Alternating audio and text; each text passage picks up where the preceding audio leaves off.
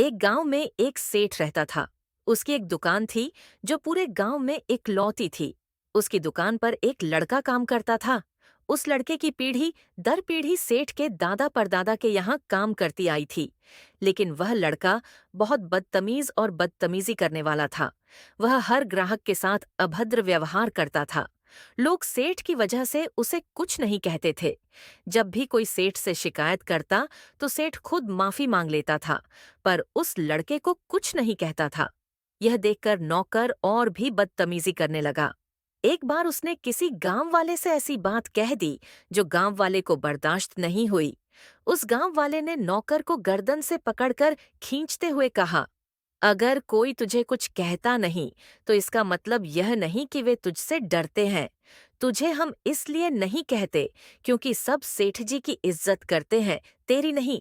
तू एक बार सेठ जी की नौकरी छोड़कर देख, तुझे हकीकत समझ आ जाएगी। गांव वाले की बात सुनकर नौकर को समझ आ गया कि लोग सेठ जी की वजह से उसकी बदतमीजी सहन करते हैं। उसने तुरंत अपनी गलती मानी और सबसे माफी मांगी। इसके बाद उसने अपने व्यवहार में बदलाव किया और सभी के साथ अच्छा व्यवहार करने लगा। इस कहानी से हमें ये सीख मिलती है, अगर आपकी बदतमीजी पर कोई आपको जवाब नहीं दे रहा है, तो इसका मतलब यह नहीं कि वह आपसे डरता है। हो सकता है वह आपके किसी बड़े बुजुर्ग का लिहाज करके वह खामोश हो। किसी की भी खामोशी को उसकी कमजोरी नहीं समझना चाहिए। आपको कहानी पसंद आती है या नहीं, या आपको कुछ गलत लगता है, तो कमेंट करके जरूर बताएं। पर मुझे लाइक कीजिए, सब्सक्राइब कीजिए, शेयर भी करें। धन्यवाद।